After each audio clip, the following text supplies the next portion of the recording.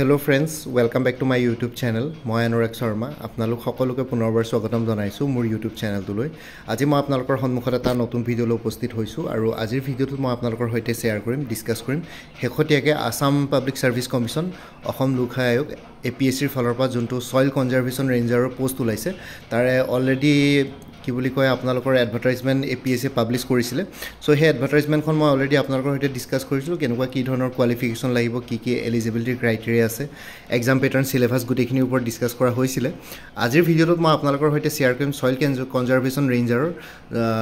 স্যালাৰি work profile আৰু career progression কেনেকুৱা হ'ব প্ৰথমতে স্যালাৰি ক্যালকুলেশন কৰিম তাৰপিছত আপোনালোকক ওয়াৰ্ক প্ৰোফাইল বা জব ডেসক্ৰিপচনটোৰ ওপৰত অকমান দেখুৱাম কেনেকুৱা ধৰণৰ কি হ'ব ইয়াতে ডিসকাস কৰিম লগতে কেৰিয়াৰ প্ৰগ্ৰেছন আপোনালোকে সয়েল কনজাৰভেশ্যন ৰেঞ্জাৰ হিচাপে জয়েন কৰি পেলাই কেৰিয়াৰৰ প্ৰগতি কেনেকুৱা হ'ব কি প্ৰমোশন পাব কেতিয়া পাব হেখিনি বস্তু অলপ ডিসকাস কৰিম ঠিক আছে এতিয়া যোনটো সয়েল কনজাৰভেশ্যন ৰেঞ্জাৰ আছে হেতু আসাম সয়েল কনজাৰভেশ্যন সাৰ্ভিসৰ আন্ডাৰ পৰে এই সাৰ্ভিস কেডাৰটোৰ নাম আসাম সয়েল কনজাৰভেশ্যন সাৰ্ভিস আৰু ক্লাছটো গেজেটেড হয় এই পোষ্টৰ আকৌ সাৰ্ভিস ৰুলস আছে Assam soil conservation Service rules 2023 তেওঁলোকে সাৰ্ভিস rules খন বনাইছিলে সাৰ্ভিস rules সো প্ৰপাৰ এখন সাৰ্ভিস rules আছে কিন্তু ফৰেষ্ট ৰেঞ্জাৰ আকৌ সাৰ্ভিস rules নাই সো ইয়াতে আপোনালোকৰ কেৰিয়াৰ প্ৰগ্ৰেছন বা প্ৰমোশনৰ প্ৰসপেক্টবোৰ ভাল হয় আৰু ইয়াতে সয়েল কনজাৰভেশ্যন ডিপাৰ্টমেন্ট ইয়াতে প্ৰত্যেকখন ডিস্ট্ৰিক্টতে সয়েল কনজাৰভেশ্যন ডিপাৰ্টমেন্ট আছে ঠিক আছে ইয়াতে বা divisional soil conservation officer office আছে সো হেবিলাকতে আপোনালোকৰ পোষ্টিং হ'ব জেনাৰেলি যিকোনো ডিস্ট্ৰিক্টতে আপোনালোকৰ পোষ্টিং হ'ব পাৰে সো ফাৰ্স্ট অফ অল আমি স্যালাৰিটো চাম স্যালাৰি ক্যালকুলেশন ক্ষেত্ৰত ইয়াতে পে স্কেলটো আছে 22,000 to 97,000 payment 3 হয় grade pay 9,700 আৰু এটো এটা ক্লাস 2 গেজেটেড অফিচাৰ পোষ্ট ঠিক আছে সয়েল কনজাৰভেশ্যন ৰেঞ্জাৰটো এটা ক্লাস 2 গেজেটেড অফিচাৰ পোষ্ট হয় সো ইয়াতে পে স্কেল টু 22,000 to 97,000 ন্যূনতম 22,000 আৰু ম্যাক্সিমাম 97,000 যাব এই পেমেন্ট ৰেট আৰু grade pay to hall 9,700 so basic pay calculation কৰতে আমি প্ৰথমতে 22,000 লম তাৰ পিছত গ্ৰেড পে লম 9,700 টোটাল হ'ব 31,700 আৰু ডিয়াৰনেস এলাউন্স 58% অফ বেসিক পে কাৰণ এতিয়া 58% হৈ গল with effect from 1st July 2025 so 58% of 31,700 hobo 18,386 rupees house rent allowance to hold 10% 8% or 7% of basic pay 10% মানে আপোনালোকে যদি গুৱাহাটীৰ নিচিনা এখন মেট্ৰোপলিস চহৰত পোষ্টিং পায় তেতিয়াহলে 10% হ'ব আৰু যদি 8% মানে অন্য যদি বাকি অন্য ডিস্ট্ৰিক্ট বিলাকত যদি পোষ্টিং হয় জোৰহাট ডিব্ৰুগড় তেজপুৰ তেনেকুৱা বিলাকত তেতিয়া আপোনালোকৰ 8% আৰু লগতে 7% হলে মানে সাব ডিভিজনাল যদি কিবা অফিস থাকে বা কো ডিস্ট্ৰিক্টত যদি কিবা যেনেকুৱা সয়েল কনজাৰভেশ্যনৰ অফিস থাকে হেবিলাকত 7% অফ বেসিক পে পাব সো ইয়াতে হাউস ৰেন্ট এলাউন্স ক্যালকুলেট কৰি আমি 10% লৈছো গুৱাহাটীত পোষ্টিং পালে আপোনালোকৰ কিমান হ'ব 10% অফ বেসিক পে মানে 10% অফ 31,700 3,170 rupees মেডিকেল এলাউন্স প্ৰত্যেক মাহে 600 পাব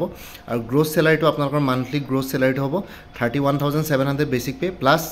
DA dearness allowance 18,386 plus house rent allowance 3,170 plus medical allowance 600 so total gross salary hobo 53,856 red color jonto highlight kori disu 53,856 rupees apnaloke gross salary pabo eta deduction hobo national pension system NPS নহলে unified pension scheme UPS jikono eta apnaloke choose koribo pare tare 10% of basic pay plus DA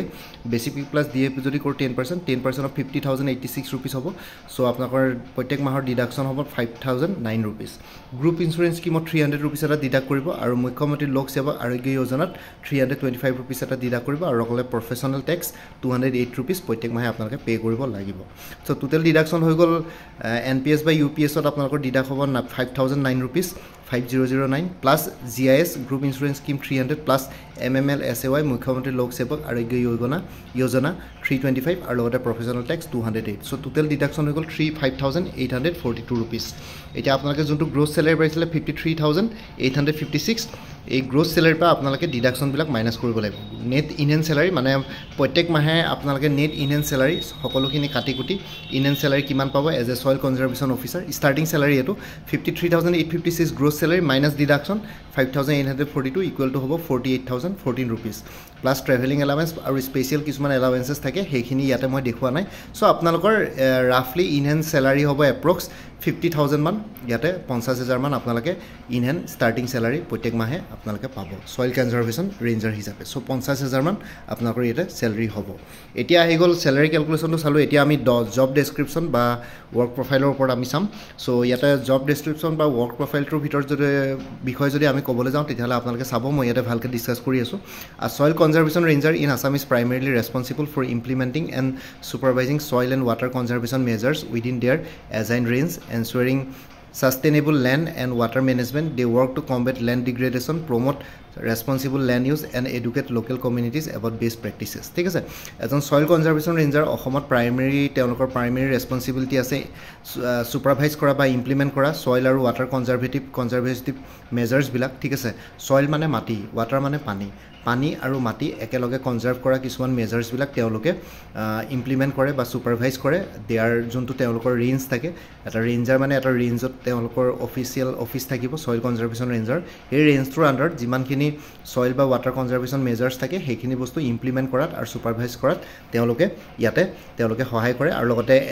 ensuring sustainable land and water management আৰু land আৰু waterখিনি sustainable management হৈছে নে নাই সেইখিনি তেওঁলোকে এনচিয়ৰ কৰে নিজৰ এৰিয়াত বা নিজৰ ৰেঞ্জত ঠিক আছে they work to combat land degradation promote responsible land use and educate local communities about best practices আৰু তেওঁলোকে land degradation বা যোনখিনি মাটিবিলাক বেয়া হৈ যোৱাত বা ডিগ্ৰেড হৈ যোৱাত তেওঁলোকে কম্বেট মানে কি তেওঁলোকে সেইখিনি বস্তু ৰখায় সেভ কৰে ঠিক আছে আৰু লগতে মাটিবিলাকৰ কেনেকৈ প্ৰপাৰ ইউজ কৰিব পাৰে সুইটেবল ইউজ কৰিব পাৰে সেইখিনিৰ ওপৰত প্ৰমোট ৰেছপন্সিবল লেণ্ড ইউজ সেইবিলাক বস্তু প্ৰমোট কৰে আৰু লোকেল কমিউনিটিজবিলাকক এডুকেট কৰে বেষ্ট প্ৰেক্টিচেছৰ ওপৰত য'ৰ পৰা মাটি আৰু পানীৰ একেলগে ভাল ইউজ কৰিব পাৰে ঠিক আছে আৰু কি ৰেছপন্সিবিলিটিজবিলাক যদি চাওঁ তেনেহ'লে প্ৰথমটো হৈ গ'ল ছুপাৰভাইজিং ফিল্ড ৱৰ্কছ তেওঁলোকে ছুপাৰভাইজ কৰে rangers oversee various soil conservation activities including surveying plan and estimate preparation and execution of schemes ঠিক আছে তেওঁলোকে ছুপাৰভাইজ ফিল্ড ৱৰ্কছবিলাক ছুপাৰভাইজ কৰে তেওঁলোকে অভাৰচি কৰে ছইল কনজাৰভেশ্যন এক্টিভিটিজবিলাক লগতে ছাৰ্ভে কৰে প্লেন আৰু এষ্টিমেট কৰে প্ৰিপাৰেশ্যন কৰে আৰু লগতে যোনবিলাক গভৰ্ণমেণ্ট স্কিমছ আছে ৰিলেটেড টু ছইল কনজাৰভেশ্যন সেইখিনি বস্তু এক্সিকিউট কৰে তেওঁলোকে লগতে community engagement they educate local communities about soil conservation techniques and the importance of sustainable land and water management ঠিক আছে তেওঁলোকে লোকেল কমিউনিটিজবিলাকক এংগেজ কৰে তেওঁলোকক এডুকেট কৰে কেনেকৈ ছইলবিলাক কনজাৰ্ভ কৰা বিভিন্ন ধৰণৰ টেকনিক্স থাকে আৰু লগতে ছাষ্টেইনেবল লেণ্ড আৰু ৱাটাৰ মেনেজমেণ্টৰ ওপৰত ইম্পৰ্টেঞ্চখিনি তেওঁলোকে বুজাই কেনেকৈ এডোখৰ মাটি কেনেকৈ বচাব পাৰি তাতে এগ্ৰিকালচাৰেল লেণ্ড হিচাপে কেনেকৈ ইউজ কৰিব পাৰে ছইলডোখৰ কেনেকৈ প্ৰিজাৰ্ভ কৰিব পাৰে কনজাৰ্ভ কৰিব পাৰি লগতে তাতে ৱাটাৰ মেনেজমেণ্টটো কেনেকুৱা হ'ব লাগে কি কথা সেইখিনি বস্তু তেওঁলোকে ইয়াতে কমিউনিটি এংগেজমেণ্টত তেওঁলোকে আগভাগ লয় ঠিক আছে data collection and reporting Rangers maintain records of there work prepare reports and submit them to higher authorities ঠিক আছে লগতে ছইল কনজাৰভেশ্যন ৰেঞ্জাৰ্ছসকলে তেওঁলোকে ৰেকৰ্ড মেইনটেইন কৰে তেওঁলোকে যোনখিনি কাম কাজ কৰে লগতে ৰিপৰ্ট প্ৰিপেয়াৰ কৰে আৰু লগতে তেওঁলোকে সেই ৰিপৰ্টবিলাক আৰু ৰেকৰ্ডছবিলাক তেওঁলোকে হায়াৰ অথৰিটিছক ছাবমিট কৰিব লাগে বা তেওঁলোকৰ আগত প্ৰেজেণ্ট কৰিব লাগে ঠিক আছে disaster response they participate in disaster relief efforts particularly those related to floods landslides and other environmental calamities আৰু লেণ্ড আৰু ৱাটাৰ ৰিলেটেড ছইল মানে লেণ্ড মানে মাটি ঠিক আছে এই মাটিৰ ৰিলেটেড বহুতখিনি নেচাৰেল কেলেমিটিছ থাকিব পাৰে যেনেকৈ বানপানী লেণ্ডশ্লাইড আৰু অন্যান্য তেনেকুৱা ধৰণৰ চ' সেইখিনি বস্তু তেওঁলোকে ডিজাষ্টাৰ ৰিলিফ এফৰ্টছবিলাকত পাৰ্টিচিপেট কৰে ৰিলেটেড টু ফ্লাড লেণ্ডশ্লাইডছ আৰু আদাৰ এনভাইৰমেণ্টেল কেলেমিটিছ যোনবিলাক আহে ভূমিকম্প বা কিবা যদি কেনেবাকৈ তেনেকুৱা ধৰণৰ কিবা ছইল বা ৱাটাৰৰ যদি কিবা প্ৰব্লেম হৈছে ছইল মানে ৱাটাৰ ছইলতে ৱাটাৰ থাকে চ' সেইখিনি বস্তু ৱাটাৰ আৰু ছইলৰ তেওঁলোকে মিক্সাৰ হিচাপে গোটেইখিনি বস্তু ধৰি পেলাই তেওঁলোকে কাম কাজবিলাক কৰে ডিজাষ্টাৰ ৰেছপন্সতো তেওঁলোকে ৰিলিফ এফৰ্টছত পাৰ্টিচিপেট কৰে ঠিক আছে এছিষ্টিং উইথ প্লেনিং ঠিক আছে rangers help in the development of soil conservation plans and estimates for various schemes so' গভৰ্ণমেণ্টৰ যোনবিলাক স্কিমছ থাকে ৰিলেটেড টু ছইল কনজাৰভেশ্যন তেওঁলোকে সেইবিলাক ডেভেলপ কৰাত আৰু লগতে কি বুলি কয় এষ্টিমেট কৰাত সেইখিনি বস্তু সহায় কৰে মনিটৰিং ছইল কণ্ডিশ্যনছ আৰু তেওঁলোকে they play a crucial role in monitoring soil health and advising on appropriate land use practices ঠিক আছে তেওঁলোকে ছইল হেল্থৰ ওপৰত ভালকৈ মনিটৰ কৰে ক্ৰুচিয়েল ৰোল এটা প্লে কৰে আৰু লগতে তেনেকৈ এডভাইচ কৰে লোকেল কমিউনিটিজ বা অন্যান্য লোকসকলক যে কেনেকৈ এপ্ৰপ্ৰিয়েট লেণ্ড ইউজ কৰিব পৰা যায় ঠিক আছে লেণ্ডখিনি কেনেকৈ এনেই পেলাই থোৱাতকৈ বেৰেন হৈ যোৱাতকৈ বা ডিজাৰ্টিফিকেশ্যন হোৱাৰ পৰা বচাব কেনেকৈ লাগে কেনেকৈ কি কৰিব লাগে সেইবিলাক বস্তু তেওঁলোকে মনিটৰ কৰে soil কণ্ডিশ্যনছবিলাক working with subordinate staff rangers supervise and guide other staff members like soil conservation overseers demonstrators and field workers ঠিক আছে ইয়াতে কিছুমান বেলেগ পোষ্টটো আছে যেনেকৈ soil conservation overseers যেনেকৈ soil demonstrators আৰু field workers সেইখিনিক তেওঁলোকে supervise কৰে তেওঁলোকে যোনখিনি কাম কাজ থাকে তেওঁলোকক গাইডো কৰে এই subordinate staffখিনিক soil conservation ranger খিনিয়ে safeguarding forest well ঠিক আছে in some cases they may also' be involved in the protection of forest resources within their range আৰু তেওঁলোকে অকল এনেকুৱাই নহয় যে ফৰেষ্ট ৰেঞ্জ অফিচাৰে বা ফৰেষ্ট ৰেঞ্জাৰে অকল ফৰেষ্টৰ কাৰণে কাম কৰে তেওঁলোকে ফৰেষ্ট ৱেল্থত যিহেতু ফৰেষ্ট ৱেল্থ কেতিয়া হ'ব যেতিয়া ছইল থাকিব ছইলৰ ওপৰতে গছ গছনি গজে চ' সেইটো কাৰণে তেওঁলোকে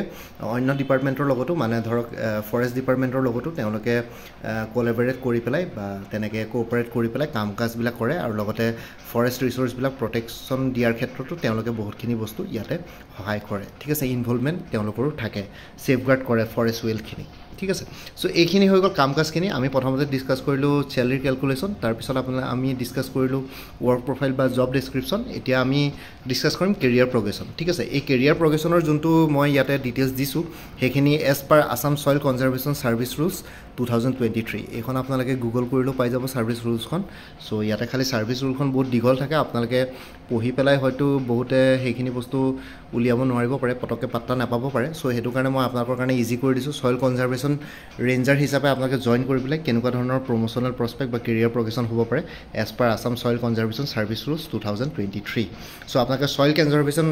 ৰেঞ্জাৰ হিচাপে জইন কৰি পেলাই প্ৰথম পোষ্টত আপোনালোকে মিনিমাম এইটো এটা class 2 gazetted officer post so' minimum 5 বছৰ চাকৰি কৰাৰ পিছত আপোনালোকে এছিষ্টেণ্ট ছইল কনজাৰ্ভেশ্যন অফিচাৰ হিচাপে প্ৰমোশ্যন পাবলৈ সক্ষম হ'ব আৰু তাতে সেইটো এটা class 1 post assistant soil conservation অফিচাৰৰ পৰা বাকী ওপৰত যিমানখিনি আছে সেই গোটেইখিনি ক্লাছ 1 গেজেটেড অফিচাৰ পোষ্ট বাকী অনলি ছইল কনজাৰ্ভেশ্যন ৰেঞ্জাৰটোৱে ক্লাছ 2 গেজেটেড অফিচাৰৰ পোষ্ট ঠিক আছে ছইল কনজাৰ্ভেশ্যন ৰেঞ্জাৰ হিচাপে আপোনালোকে মিনিমাম 5 বছৰ চাকৰি কৰাৰ পিছত এছিষ্টেণ্ট ছইল কনজাৰ্ভেশ্যন অফিচাৰ হিচাপে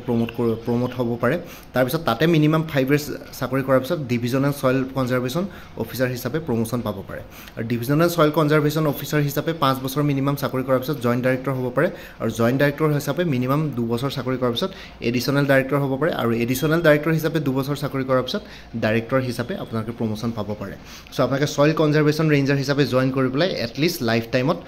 5টা প্ৰমোশ্যন পোৱাৰ সম্ভাৱনা থাকে মই অকল জাষ্ট সম্ভাৱনা থাকে বুলি কৈছোঁ প্ৰবেবিলিটি ঠিক আছে চ' ইয়াতে এনেকুৱা নহয় যে ছইল কনজাৰ্ভেশ্যন ৰেঞ্জাৰ হিচাপে যিমানখিনিয়ে জইন কৰিব গোটেইখিনিয়ে ডাইৰেক্টৰ হ'বগৈ তেনেকুৱা নহয় ডাইৰেক্টৰৰ পোষ্ট এটাই থাকিব অল আছামত চ' সেইটো কাৰণে ছইল কনজাৰ্ভেশ্যন ৰেঞ্জাৰ ডিপাৰ্টমেণ্টৰ গোটেই অল আছামৰ ডাইৰেক্টৰ এজনেই থাকে চ' সেইটো কাৰণে ডাইৰেক্টৰ হিচাপেতো মাত্ৰ এজনেই পাবগৈ বা কেতিয়াবা সেই ছইল কনজাৰ্ভেশ্যন ৰেঞ্জাৰৰ ডাইৰেক্টৰ হিচাপে কোনোবা বেলেগ ছাৰ্ভিচ কেডাৰৰো স্পেচিয়েলাইজ অফিচাৰ দিব পাৰে তেনেকুৱা কথা আছে কিন্তু ইয়াতে ছইল কনজাৰ্ভেশ্যন ৰেঞ্জাৰ হিচাপে আপোনালোকে মিনিমাম 5 বছৰ ইয়াতে মই মিনিমাম কৈছোঁ মিনিমাম 5 ইয়াৰ্ছ চাকৰি কৰাৰ পিছত ডিপাৰ্টমেণ্টেল প্ৰমোশ্যন পাব পাৰে খালি ডিপাৰ্টমেণ্টেল এক্সামছবিলাক ডিপাৰ্টমেণ্টেল প্ৰমোশ্যনেল কমিটিৰ ৰিভিউবিলাক বা ছাৰ্ভিচ যোনখিনি আপোনালোকৰ ছাৰ্ভিচ পাৰফৰ্মেঞ্চ সেইখিনি গোটেইখিনি ৰিভিউ কৰাৰ পিছত আপোনালোকে প্ৰমোশ্যন পাব মিনিমাম 5 বছৰ চাকৰি কৰিব লাগিব ছইল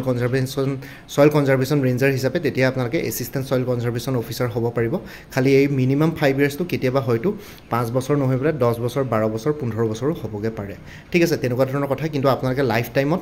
এটলিষ্ট 2টা প্ৰমোশ্যন পাব সেইটো চিয়'ৰ ডিভিজনেল ছইল কনজাৰ্ভেশ্যন অফিচাৰ আপোনালোকে হ'বই সেইটো চিয়'ৰ ডিভিজনেল ছইল কনজাৰ্ভেশ্যন অফিচাৰ আপোনালোকে ৰিটায়াৰমেণ্টৰ আগত পাবগৈও খালি জইণ্ট ডাইৰেক্টৰ এডিশ্যনেল ডাইৰেক্টৰ আৰু ডাইৰেক্টৰ সেইবিলাকৰ পোষ্ট কম থাকে ধৰক জইণ্ট ডাইৰেক্টৰ মাত্ৰ অল আছামত ধৰক 3জন বা 5জন থাকিব এডিশ্যনেল ডাইৰেক্টৰ 2জন থাকিব বা ডাইৰেক্টৰ এজন থাকিব সেইটো কাৰণে আপোনালোকে লাষ্টৰ বাকী প্ৰমোশ্যনবিলাকত অকণমান হয়তো চবেই নাপায় যিসকলৰ পাৰফৰ্মেঞ্চ বেষ্ট পাৰফৰ্মাৰখিনি তেওঁলোকে পাবগৈ কিন্তু এনেই ডিভিজনেল ছইল কনজাৰ্ভেশ্যন অফিচাৰ হিচাপে আপোনালোকে ৰিটায়াৰমেণ্টৰ আগত সকলোৱে পোৱাৰ সম্ভাৱনা বহুত বেছি মানে 99.99% চান্সেছ ইয়াতে থাকে ঠিক আছে আৰু মিনিমাম 5 ইয়াৰ্ছ বুলি কৈছোঁ কিন্তু 5 ইয়াৰ্ছটো হয়তো কেতিয়াবা 10 years 12 years তেনেকুৱা হৈ যাব পাৰে চ' ইয়াতে যদি আমি ইয়াতে মিনিমাম 5 ইয়াৰ্ছৰ যদি সেইখিনি চাওঁ মিনিমাম ইয়াৰ্ছখিনি চাওঁ তেতিয়াহ'লে 19 বছৰতে আপোনালোকে ডাইৰেক্টৰ হ'ব পাৰে চ' সেইটো পচিবল নহয় 19 বছৰত আপোনালোকে এটলিষ্ট ফাৰ্ষ্ট প্ৰমোশ্যনটো পাওঁতে এটলিষ্ট 10 বছৰমান চাকৰি কৰিব লাগে নেক্সট প্ৰমোশ্যনটো ঠিক 10 বছৰ 20 বছৰত আপোনালোকে ডিভিজনেল ছইল কনজাৰ্ভেশ্যন অফিচাৰ হ'বগৈ পাৰে কেতিয়াবা 20 বছৰটো 25 বছৰ লাগি যায় কিন্তু যিসকলৰ সোনকালে প্ৰমোশ্যন পায় ধৰক 30 বছৰতকৈ ওপৰৰ চাকৰি থাকিব তেওঁলোকে হয়তো এডিশ্যনেল ডাইৰেক্টৰ বা ডাইৰেক্টৰ হ'বলৈ সক্ষম হয়গৈ জইণ্ট ডাইৰেক্টৰো বহুতে হৈ যাব কিন্তু এডিশ্যনেল ডাইৰেক্টৰ বা ডাইৰেক্টৰ হ'বলৈ আপোনালোকৰ 30 ইয়াৰ্ছতকৈ বেছি চাকৰি কৰিব পাৰিব লাগিব তেতিয়াহে আপোনালোকে হ'বগৈ তাৰ উপৰিও বাকী আপোনালোকৰ পাৰফৰ্মেঞ্চবিলাক চাবই ডিপাৰ্টমেণ্টেল এক্সামৰ পাৰফৰ্মেঞ্চ লগতে ছাৰ্ভিচ পাৰফৰ্মেঞ্চ আপোনালোকে কেনেকুৱা ধৰণৰ কি ছাৰ্ভিচ কৰিলে গভৰ্ণমেণ্টৰ স্কিমছবিলাক বা অন্যান্য কাম কাজবিলাক কেনেকৈ ইমপ্লিমেণ্ট কৰিছে সেইখিনিৰ ওপৰতো ডিপেণ্ড কৰিব সেইখিনি গোটেইখিনি বস্তু চালি জাৰি হোৱাৰ পিছতে আপোনালোকৰ প্ৰমোশ্যনবিলাক হয় চ' এইখিনি আছিলে আপুনি আজি ডিছকাছ কৰিলোঁ ছইল কনজাৰ্ভেশ্যন ৰেঞ্জাৰৰ আপোনালোকৰ চেলাৰী কেলকুলেশ্যন তাৰপিছত জব বা ৱৰ্ক প্ৰফাইল আৰু লগতে আমি ডিছকাছ কৰিলোঁ কেৰিয়াৰ প্ৰগ্ৰেশ্যনৰ ওপৰত সো আই হোপ আপোনালোকে গম পালে ভিডিওটো চাই পেলাই যে কেনেকুৱা ধৰণৰ কি হ'ব পাৰে বাকি আপোনালোকৰ কিবা যদি কোৱেশ্চন থাকে ডাউট থাকে কমেন্ট সেকশনত জনাব পাৰে বাকি আপোনালোকে যদি আপকামিং এক্সামছ বিলাকৰ কাৰণে প্ৰিপাৰেচন কৰি আছে তেতিয়ালে গুৱাহাটী হাইকোৰ্টৰ জুনিয়ৰ এডমিনিষ্ট্ৰেটিভ এছিষ্টেণ্টৰ এটা ফুল কোৰ্স এভেইলেবল আছে 375 ত এইটো নম্বৰ WhatsApp কৰিব পাৰে কোনবা যদি ইন্টাৰেষ্টেড 9706557851 ত APSC ফৰেষ্ট ৰেঞ্জাৰ বা সয়েল কনজাৰভেশ্যন ৰেঞ্জাৰৰ এক্সাম পেটাৰ্ন সিলেবাস আছে তাৰ কাৰণে ফুল কোৰ্স এভেইলেবল আছে ইংলিছ আৰু জেনাৰেল নলেজৰ ওপৰত 349 रुपीसত কোনবা যদি ইন্টাৰেষ্টেড আছে এইটো নম্বৰ WhatsApp কৰিব পাৰে 9706557851 ত কাৰেণ্ট এফেয়াৰ্ছৰ কোৰ্স যদি কোনবাই লম বুলি ভাবিছে 2024-25 ত 99 रुपीसত এভেইলেবল আছে এইটো নম্বৰ WhatsApp কৰিব পাৰে 9706557851 ত মান্থলি বেসিছত আছে 2024 ফুল ইয়াৰ 2025 জুনলৈকে কভাৰ কৰা হৈছে জুলাই মাহটো চলি আছে জুলাই মাহটো কমপ্লিট হোৱাৰ পিছত আগষ্ট মাহত জুলাই মাহৰ কাৰেণ্ট এফেয়াৰ্ছও পাই যাব APSC junior development officer full course available আছে 299 ত এইটো নম্বৰ WhatsApp কৰিব পাৰে 9706557851 ত ADRE 3.0 ফুল কোৰ্স এভেইলেবল আছে 300 ত এইটো নম্বৰ WhatsApp কৰিব পাৰে 9706557851 ত APSC ইন্সপেক্টৰ অফ ষ্টেটিষ্টিক্সৰ ফুল কোৰ্স এভেইলেবল আছে পেপাৰ অন ইংলিছ আৰু paper two current affairs mathematics আৰু ৰিজনিং 150 रुपीसত এইটো নম্বৰ WhatsApp কৰিব পাৰে 9706557851 ত APSC ইন্সপেক্টৰ অফ লিগেল মেট্ৰলজিৰ ফুল কোৰ্স এভেইলেবল আছে জেনাৰেল ষ্টাডিজৰ ওপৰত 249 ত এইটো নম্বৰ WhatsApp কৰিব পাৰে 9706557851 ত আসাম এগ্ৰিকালচাৰ ইউনিভাৰ্চিটিৰ ৰিক্ৰুটমেন্টৰ 2025 ৰ ফুল কোৰ্স এভেইলেবল আছে 299 ত এইটো নম্বৰ WhatsApp কৰিব পাৰে 9706557851 ত APSC জুনিয়ৰ ইঞ্জিনিয়াৰ ফুল কোৰ্স এভেইলেবল আছে জেনাৰেল ষ্টাডিজ আৰু ইংলিছ গ্ৰামাৰৰ ওপৰত 249 ত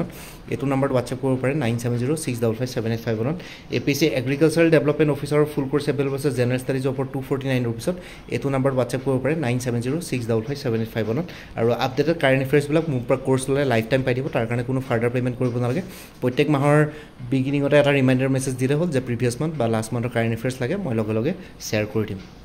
কোনবা যদি ইন্টাৰেষ্টেড বা এলিজিবল ক্যান্ডিডেটস আছে তেতিয়ালে এই WhatsApp নম্বৰটো মেছেজ কৰি জনাওক 9706557851 ত আপোনালোকক কোনটো কোৰ্স লাগে কোৰ্সৰ কন্টেন্টছ কিনি শেয়াৰ কৰিম লগতে পেমেন্টৰ লিংক দি দিম পেমেন্ট কৰাৰ লগে লগে আপোনালোকে গোটেই কোৰ্স নিজৰ WhatsAppত PDF ফৰ্মেটত পাই যাব সো ইয়াতে যোনটো WhatsApp নম্বৰ দি আছে এটো অনুগ্ৰহ কৰি কল নকৰিব এটো জাস্ট WhatsApp মেছেজৰ কাৰণে এভেইলেবল কলৰ কাৰণে এভেইলেবল নহয় বাকি ভিডিও ডেসক্ৰিপচন আৰু কমেন্ট সেকশন চেক কৰক তাতে কোৰ্স কিনি কথা আৰু উল্লেখ কৰি দি আছে আৰু লগতে কোনবাই যদি আগতে মোৰ পৰা কিবা কোৰ্স লৈ থৈছিলে এবাৰ জনাই দিব তেতিয়া আগৰ মেটেৰিয়েলছ কিনি বাদ দি যোনখিনি নতুন এডিশনাল মেটেৰিয়েলছ লাগিব হেকিন ললে হ'ল তেতিয়া প্ৰাইচটো অলপ কমি যাব বাকি ভিডিও ডেসক্ৰিপচন আৰু কমেন্ট সেকশন চেক কৰক তাতে কোৰ্স কিনি কথা আৰু এবাৰ উল্লেখ কৰি দিছো আৰু লগতে মোৰ এটা প্লেলিষ্ট ক্ৰিয়েট কৰি থোৱা আছে APSC সয়েল কনজাৰভেশ্যন ৰেঞ্জাৰ বুলি সেই প্লেলিষ্টত গলে এই পৰীক্ষাটোৰ লগত জড়িত সকলো ধৰণৰ ভিডিওছ পাই যাব বাকি মোৰ ভিডিওছবোৰ চাই যদি ভাল পায় মোৰ চেনেলটো সাবস্ক্ৰাইব কৰি ল'ব আৰু লগতে আপোনালোকৰ যিমানখিনি ফ্যামিলি ফ্ৰেণ্ডছ ৰিলেটিভছ আৰু চিনাকি এক্সপেৰিয়েন্স আছে তেওঁলোকৰ লগত মোৰ চেনেলটো শেয়াৰ কৰিব